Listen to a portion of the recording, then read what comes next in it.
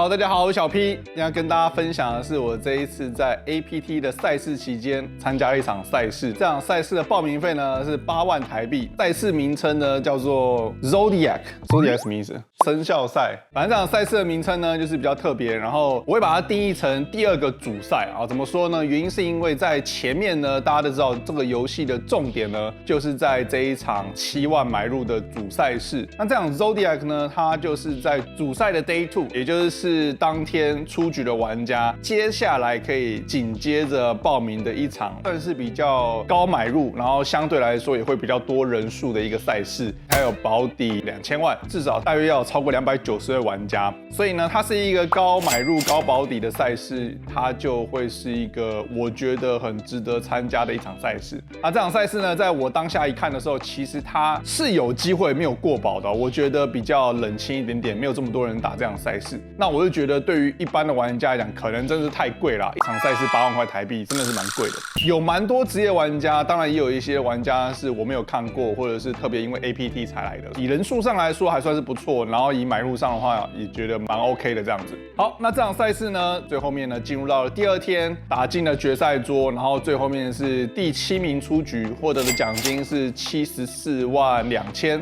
那我们第1天结束的时候呢，我们大约有17万的筹码量进入到了第2天的赛事。第1天来讲算是还蛮顺利的，就是打得很中规中矩。那在第2天的赛事呢，其实我觉得大部分的情况下，对手都还蛮厉害的。我自己的感觉到是到后面的时候呢，其实大部分的玩家都是会打的，或者是说他不是很会打，但是他打得很凶，还不错的手牌，他可能就会考虑翻牌前 all in， 他不会太担心奖金的问题。最特别的是在最后2个5人桌的时候呢，我们在游戏进行打了大约2个小时左右啊，如果我没记错的话，遇到的情况就是呢，每一次的短筹码都翻倍。原本是排名在中间的阶段，大概有均码左右，到后面呢连续升了大概3个级别的盲注，然后再加上我又没有正常可以入池的手牌，所以让我一度到了一个短码。这2个5人桌大概就是一个比较特别的一个经验啊。最主要原因是因为熬了非常的久，进入到决赛桌的时候呢，盲注级别已经非常的高，所以平均筹码只有15个大盲左右，大部分的玩家大概都落在10到20个大盲之间，包括我之内，大约有3、4个玩家是接近10个大盲左右。所以到决赛桌呢，就是一个短筹码的状态，发生了几手有趣的手牌，我们再跟大家分享。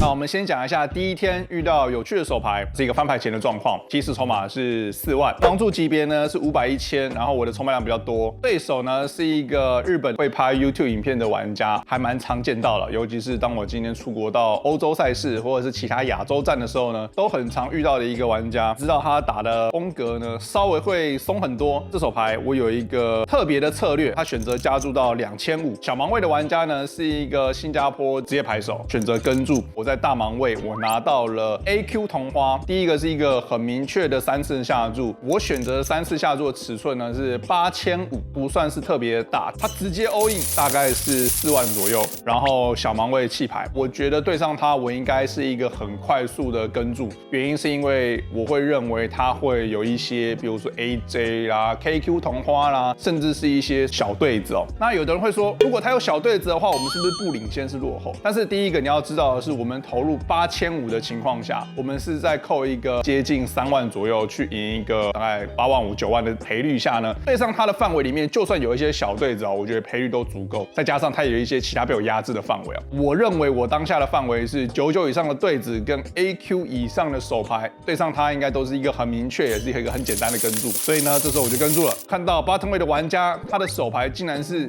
1对3，那1对3，我觉得可不可以推？不大好，原因是因为1对3在预设策略里面，它可以考虑跟注，甚至可以考虑弃牌。all in的话，以一个阻挡牌或者是以一个1对3来讲，他必须要知道我有非常多的炸胡，然后我翻牌前会弃牌。那我觉得这个1对3可能因为特别的情况才可以考虑啊。以我自己的当下呢，其实我是觉得不大 OK 的。所以我们顺利呢翻牌中了一张 Q 啊，淘汰了这位玩家。下一手牌发生的盲注级别呢是在600-1200，是一个7人桌的状况。这把牌呢有效筹码是40个大盲，我的筹码量很多，但是我的这个对手呢大约只有40个大盲。我在7人桌的 UTG 拿到了98梅花，选择加注到2500，low 价位的对手跟注，大盲位的玩家跟注，所以是一个3人底池。翻牌是887彩虹面，有一张梅花，底池9300，大盲位的玩家过牌。在我这个地方呢，我会有一个下注的策略，当然也会有一个过牌的策略。每次到这种可以下注或者是可以过牌的情况下呢，其实我们的思考逻辑就是我们的手牌范围在这个翻牌有没有特别的有利？如果是的话，那我们的下注频率会越高；那如果不是的话呢，我们下注频率就会越低。所以我觉得就以单纯如果说是一个叠牌面8以下的话，那我在想我们的下注的频率会比较低，那这很合理嘛？因为其实我们在这个位置上加注有8的组合，可能只有 A8 同花，甚至是 K8 同花。如果我打比较松，再来就是8-9同花。跟注的玩家呢，可能只有 A8 同花，在这个 low 价位的玩家，但是大盲位呢，当然有的8组合就会相对比较多。然后再看说我们整体的范围3人底池里面，本来下注的频率就会比较低。所以我觉得，当我今天拿到这一种手牌的时候呢，我们有时候会过牌，有的时候会下注。我当下选择了过牌 ，low 价位的玩家选择了一个5500的下注，我觉得是一个特别的资讯。原因是当我今天发现他如果是下注这种下注尺寸的话，他的手牌范围理论上应该会比较强。譬如说他是90同花，或者是9910，我觉得都有机会。那我觉得比较不会是一些随机的 A high 或是 K high 的，或者其他的炸胡。原因是因为我觉得大部分的玩家不会选择这种下注尺寸。不管怎么样呢，大盲位的玩家弃牌。那我们这边的话，我的策略有什么？我们可以选择跟注或加注。那我觉得如果他今天选择的下注尺寸是比较小的话，那我更愿意的去加注。原因是因为如果我今天在炸胡，那我觉得更便宜。如果说他今天下注越大的话，那我觉得我加注的炸胡第一个成本越高，然后我也更少炸胡啊，至少我的直觉是这样。所以呢，我选择了跟注。转牌是一张梅花5，让我们多了一个同花听牌的机会。这个时候呢，我们预设策略还是选择过牌。然后 low 价位的玩家他选择了下注12500，后面剩下25000的筹码量也是一样啊。我可以考虑跟注，我也可以考虑 all in。当下我的手牌，譬如说是8-9方块，那我可能更偏向 all in 这样的手牌。原因是因为当我今天有2张梅花的组合的时候，我会觉得它有梅花的组合就更少了嘛。也就是说，它的转牌的同花听牌的组合更少。如果合牌开后门花，我不用担心嘛，因为我不但有3条，我还有一个后门花的听牌。以一个加注或跟注的手牌逻辑来说，我觉得在转牌的跟注是更 OK， 我更不用担心合牌开6或者是开梅花。原因是因为开6，如果我是中顺子的话，那也 OK。开同花我也不怕，我有同花。当下选择了跟注，合牌来了一张不同花的10，底池45000。我的预设策略应该都会是过牌，对手也选择了过牌，所以呢，我就赢下了一个还蛮大的一个底池。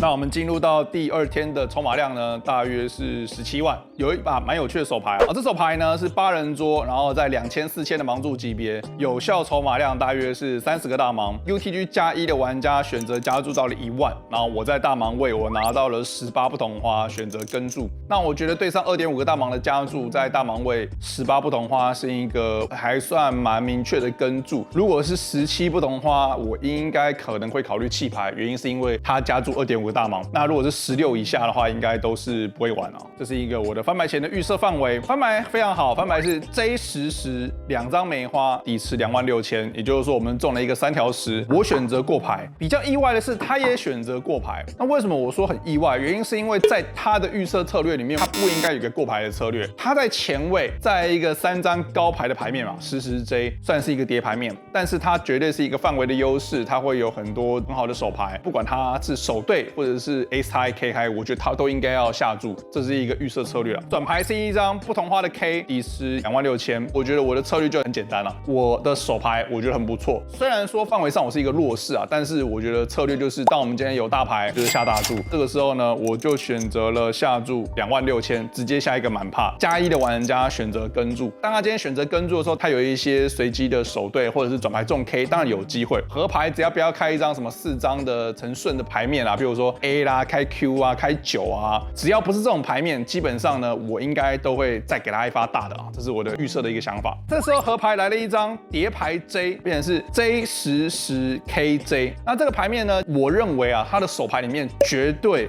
不会有 J， 至少很高的几率不会有啦。在这种情况下呢，我们的预设策略是什么？我们的预设策略是，当他今天他的范围里面，我认为我还是领先的时候呢，其实我们们该选择的下注尺寸，我还是会选择大尺寸的下注。我当下的选择呢，就是 all in， 大约是85000左右，他就选择了弃牌。那我觉得这手牌打得不错啊，虽然说他合牌没有跟住。那下一手牌呢，4000、8000的盲注级别，大约有30个大盲有效。这手牌呢，其实是非常的接近泡沫时间，所以是在4000、8000的盲注级别。那我在 low 价位，我有拿到了 A10不同花，选择加注到了16000。bottom 位的玩家呢，筹码量跟我差不多，30个大盲，然后选择跟注。大盲位是一位短筹码的玩家，也选择跟注，所以是一个3人底池。翻牌是19-2，2张黑桃，1张梅花，底池6万。大盲位的玩家过牌，在泡沫时间的话，我们会有非常多的过牌，是因为我们会打得比较保守一点。我觉得有的时候过牌，有时候下注不是太大的问题。那我选择过牌。bottom 位的玩家选择下注2万，大盲位弃牌，到我非常简单的跟注。转牌是一张梅花8，变成是有2个黑桃，2个梅花，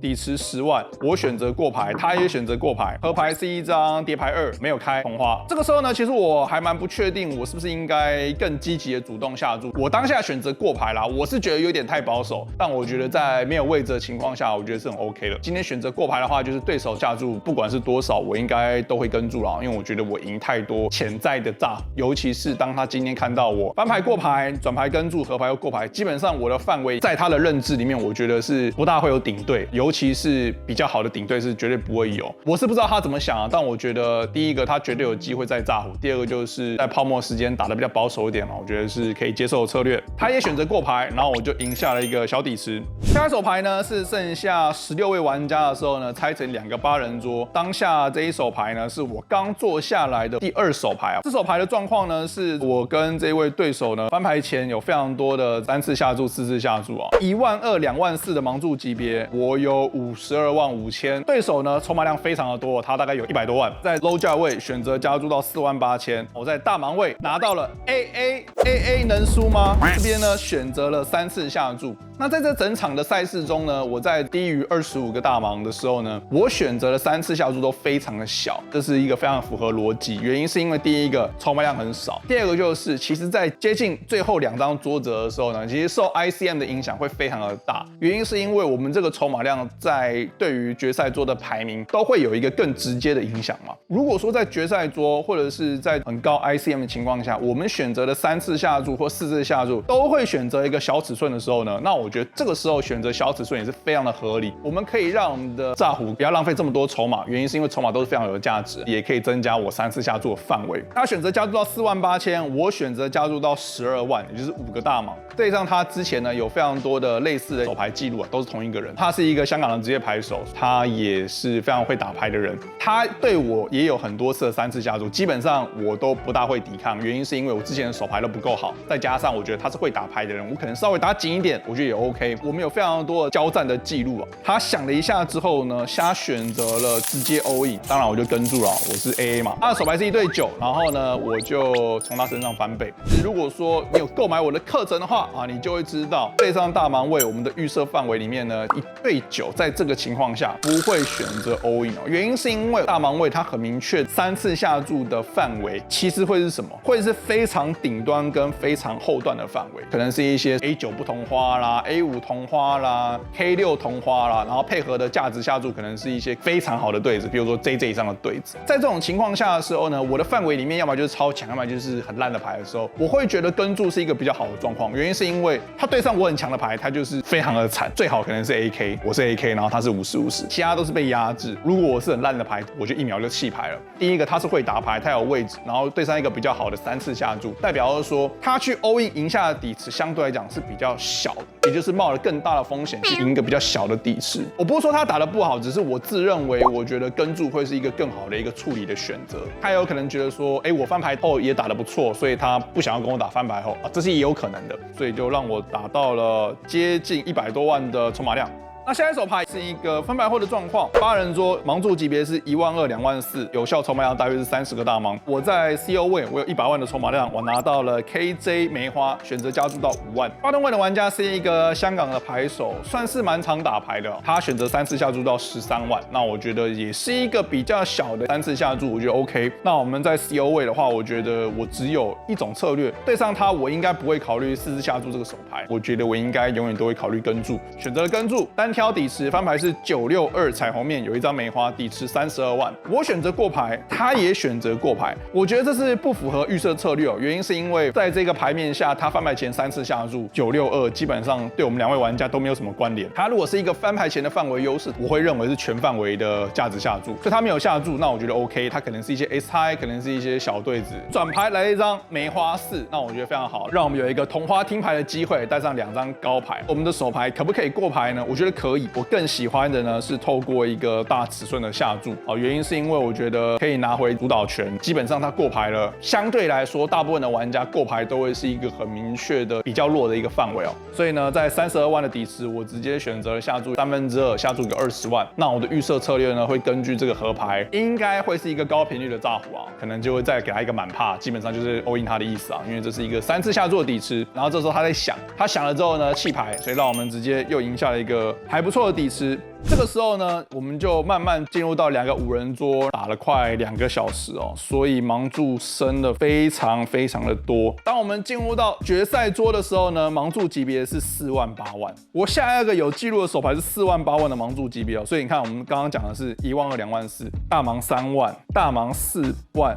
大盲5万，大盲6万，所以过了几个级别？4个级别，一个级别是40分钟。进入到决赛桌的4万8万的时候，已经超过2个小时哦，所以是非常的久。这段期间呢，其实基本上没有什么太多有趣的手牌，原因是因为2个5人桌基本上就是一个人 race， 然后一个人就弃牌。原因是因为大家都想要进决赛桌嘛，或者是 all in 一些牌，然后没人跟。那我觉得都是一个很简单的一个翻牌前 all in 的状况。我觉得最惨的是，原本我在这个盲注级别，我大约有100多万的筹码量，但是因为短筹码一直翻倍，然后我也没有任何太多有趣的手牌哦，所以呢，让我的筹码量进入到决赛桌的时候呢，如果我没记错的话，大约是60几万。为什么你站着在打牌？现在大家都打很慢，10人桌打了大概1个半小时，大家都在等这个决赛桌的泡沫时间，大家都在等好牌啊，打得都很保守。可以来拍100种拖时间的战术。对啊，那6BB 还在等 UTG 6BB， 看他怎么弄。包起来咯，陈彦翰铐起来咯。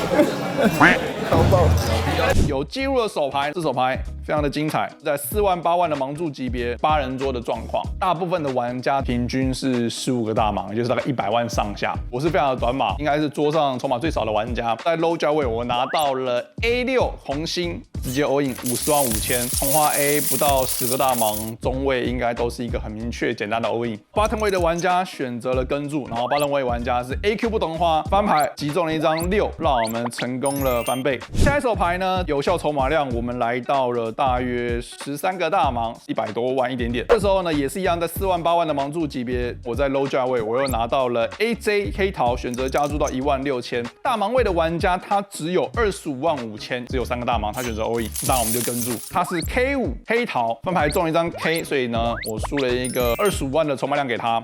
先讲一下前面有一手牌，我觉得蛮接近的，就是我只剩下50万5000嘛，5万10万的盲注级别，我在 UTG 我拿到了 J2 同花。那这手牌放到 ICM 的范围里面，当然是个弃牌啊。但是我要讲的是，我会认为低于5个大盲在 UTG 的位置，可能 all in 很宽的范围会是一个好事。为什么这样讲？是因为这手牌如果你不 all in， 你下一手牌会遇到什么样的状况？你剩下5个大盲，你会放了1个大盲前注，然后你会放了1个大盲。也就是说，你只剩下3个大盲，那基本上3个大盲对上 all in， 你很多的牌的赔率都够了，所以你都可能跟注。考虑到 ICM 可能没有赔率够的问题嘛，因为3个大盲还是有它的价值。这个情况下，就是第一个我不确定，第二个就是我觉得这很看我的策略的取向。如果说我今天要考虑到 ICM 多一点，那我觉得翻牌前绝对是一个明确的弃牌。就算是下一把上大盲，我们还是会慎选的手牌去跟注。所以我觉得我当下做的是这个决定啊，但是说实话，J2 同花是一个相对明确简单的